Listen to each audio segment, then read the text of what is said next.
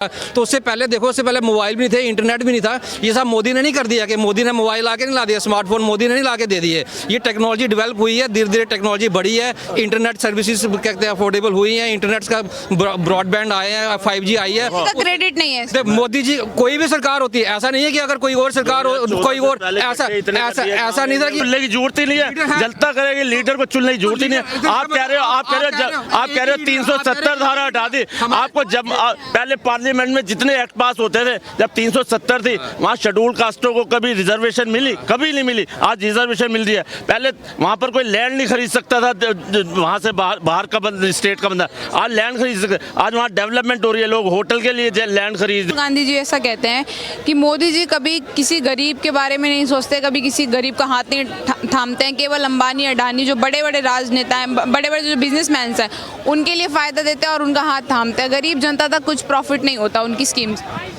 Ma'am बिल्कुल सही। देखो, मोदी सरकार का जहाँ तक मेरा मानना है, सिर्फ दो वर्गों के लिए अच्छा काम कर रही है। एक तो बिल्कुल टॉप क्लास लेवल के लिए, जैसे अंबानी, अडानी जैसे आप कह रहे हैं, और दूसरा जो है लोअर क्लास के लिए। जो बेचारा मर रहा है वो है मिडिल क्लास। मिडिल क्लास के लिए कुछ भी नहीं। मिडिल क्लास ही टैक्स पे कर रहा है, हर चीज़ को GST पे कर रहा है, कहते हैं सब हर चीज़ के लिए पे कर रहा है, पर उसको कोई भी फैसिलिटी नहीं मिल रही है।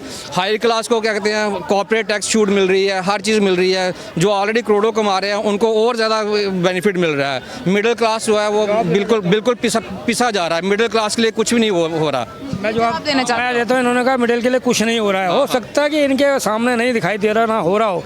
मिडिल क्लास को इतना उठाया गया, जो सैलरी 10,000 लेते थे 40,000 सैलरी ले रहे हैं वो मिडिल वाले, समझ गए ना। हाँ, सैलरी बढ़ गई तो आय बढ़े ना, आमदनी बढ़ा है ना। अगर महंगाई बढ़ी है तो आपका आय भी बढ़ा है। मैं ये कहना चाहता हूँ, देखिए आप एक जगह मिडिल को बारे में मत सोचिए। अगर आप मिडिल परिवार से आते तो आप भी कुछ संघर्ष करिए, आप भी कोई ऐसा कार्य करिए जो आप नौकरी पर डिपेंड ही ना हो। आप अपने स्किल है प्रोग्राम चलाइए, अपने बिजनेस चलाइए। आप कोई रोक नहीं, कोई बदनाम नहीं। टैक्स तो हर कोई पे करता है, और टैक्स पे करना हमारे देश के जो काम होते हैं, क्या जम्मू कश्मीर में काम नहीं हो? ये भाई साहब वहीं से आए हैं, तो वहाँ का कोई काम नहीं हो, कोई साधन नहीं बने नहीं वहाँ के लिए, जहाँ हो नहीं रहे, इससे नकारते तो बता दीजिए मुझे। मैम इन्फ्लेशन, जैसे ने कहा कि हाँ भी सैलरी बढ़ी है, 10 से 40 हुई है। इन्फ्लेशन रेट अगर आप देखें वो भी बहुत ज़्यादा बढ़ा हुआ है, और ये सैलरी बढ़ना कोई नई बात नहीं है। जो पे कमीशन आती हैं उस पर सैलरी बढ़ती है। इन्फ्लेशन जो है कंफर्टेबल जोन में, जब 6 से ऊपर चला जाए, जब ज़्यादा इन्फ्लेशन होता है। अभी 2 और 6 के बीच में 5.83 है अभी कंफर्टेबल जोन में। अगर आप देख लो, किसी गूगल में सर्च मार के देख लो कि कंफर्टेबल जोन में है या नहीं है। अगर आप कह रहे हो इन्फ्लेशन हो रहा है, पॉजिटिव इन्फ्लेशन हो रहा है, आपको पता है होलसेल जो इंडेक्स है इन्फ्लेशन का वो कहाँ है? वो 0.73 है। तो मतलब यार ये बेसलेस ऐसे नहीं है कि आपको किसी कहते हैं इन्फ्लेशन। आप GDP देखो, GDP की नंबर देख लो आप।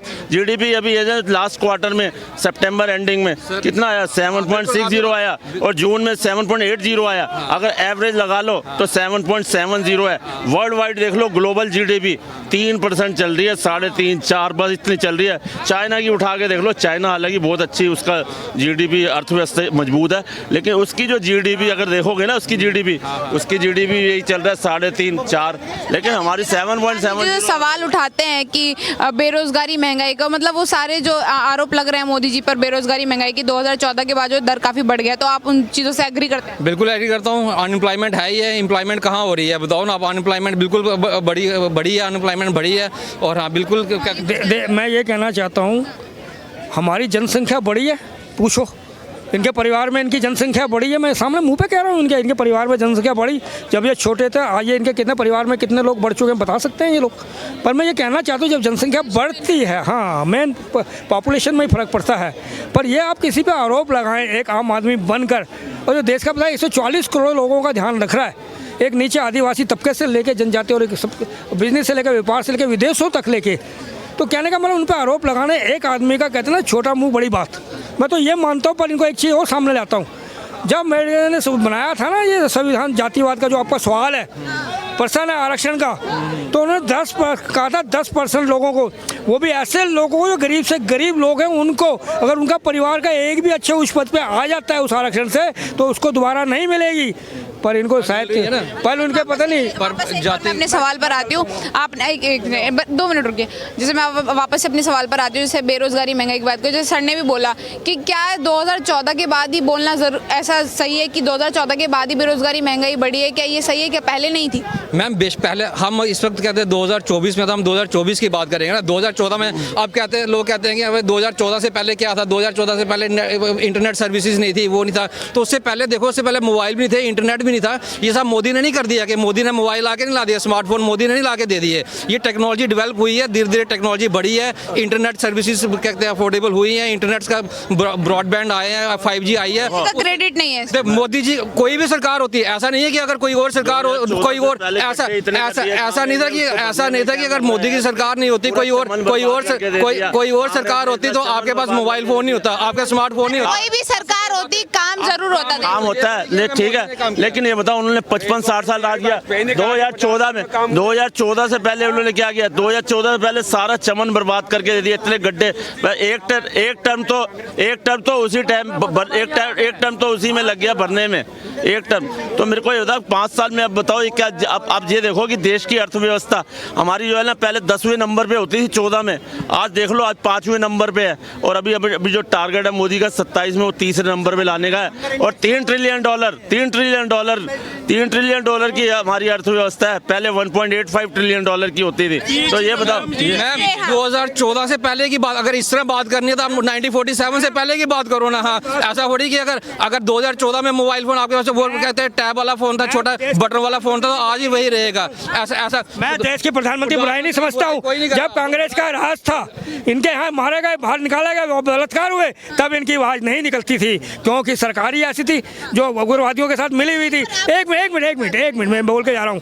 जब इनकी आवाज नहीं निकलती, जब से मोदी सरकार आया, उन्होंने तन मन धन से हर नीचे गरीब से लेकर ऊपर तक आपके कौमी जो आपका कह रहे हैं ना, मोबाइल का क्या रेट हुआ करता है इनकी कॉल का, आज रेट क्या है, आज कितनी इनको फ्री सुविधा मिल रही है उन पूरी बिजनेसमैन से। आप आने डाली आज नहीं, आज कहने का मतलब ये है हमारे देश में कुछ गद्दार हैं, आज भी है, सामने भी हैं।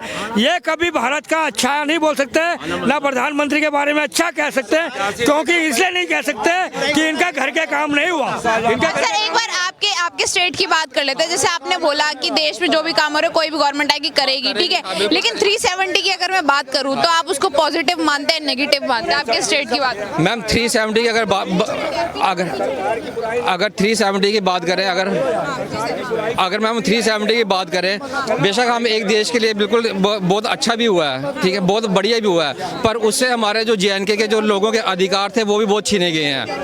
ठीक, 370 बेशक बहुत अच्छा हुआ उस पर उसकी वजह से अगर जो ओवरऑल डेवलपमेंट जो जिस तरह से होनी चाहिए थी वो नहीं हुई आज तक। ठीक है, ये कहते हैं 370 हटा दिया, 370 हटाने के बाद इन्होंने कहा हम ये कर देंगे, डेवलपमेंट कर देंगे। क्या 370 UT बना दिया, JNK को UT बना दिया, सेंटर बना दिया? क्या UT वाले हमें पर्क्स दिए? क्या यूनियन टेरिटरी वाले हमें फैसिलिटीज़ दी? नहीं दी।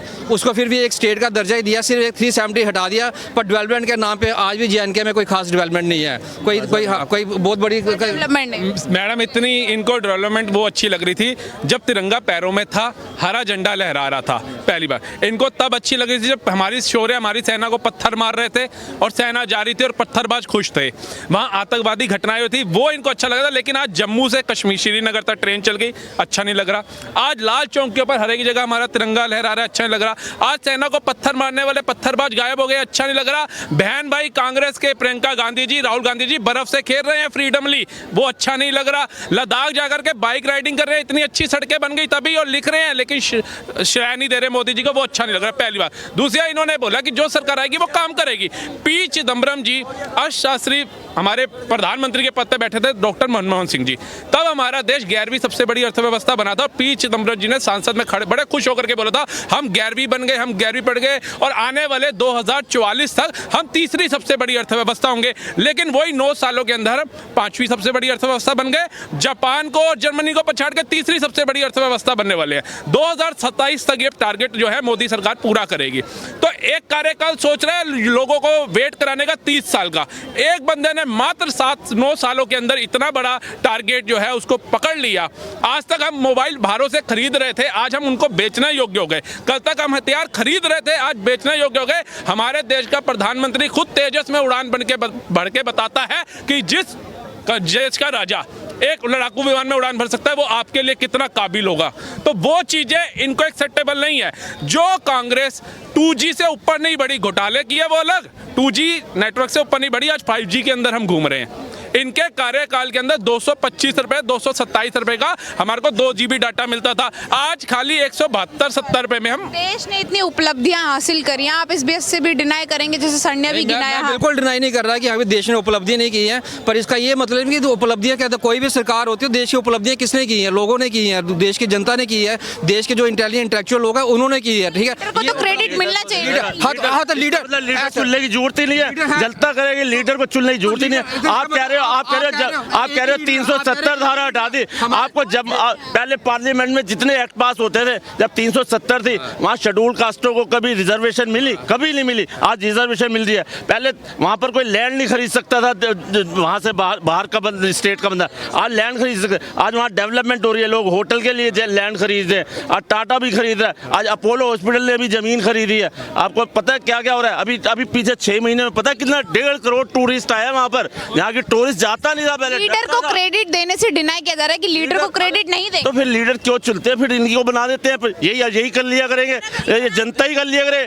इसलिए इलेक्शन क्यों होते हैं मुझे बताओ? अगर लीडर नहीं करेंगे तो कौन? लीडर को ही तो देंगे क्रेडिट। आज की डेट में कौन है प्राइम मिनिस्टर? मोदी जी है, बीजेपी की गवर्नमेंट है, एनडीए की, तो हम तो क्रेडिट उसी को देंगे। कोई भी देश को लीड कर सकता है क्या आपकी नजर में? अगर मैं आपसे पूछूं कोई भी देश को? मैं ये कह रहा हूँ कि क्या पूरे 150 करोड़ के 135 करोड़ की आबादी में किसी एक ही लीडर नहीं है, और अपोजिशन में भी बहुत लीडर है। अपोजिशन होना भी बहुत जरूरी है। ऐसा नहीं है, ऐसा लीडर है, लेकिन सरकार, मैडम जी, वो सरकार पीछे से चलाते हैं। अगर आज की मनमोहन सिंह बहुत अच्छा अर्थशास्त्री था, बहुत अच्छा प्राइम मिनिस्टर था, मैं डिनाई नहीं कर रहा, लेकिन उसको चलाता कौन था? पीछे से रिपोर्ट की तरह कौन चलाता था? ये माँ बेटियां। आज की डेट में खड़गे साहब अगर अध्यक्ष बने हुए हैं ना कांग्रेस के, तो उसको भी पीछे से चलाया जा रहा है। और कांग्रेस में बड़े अच्छे नेता होते हैं, उनको बाहर, गुलाम नबी आज़ाद अच्छा था, उसको भगा दिया। एक केसरी था, केसरी को फुटपाथ पे ले आए, केसरी शेड्यूल कास्ट ओबीसी था, उसको भी फुटपाथ पे ले आए।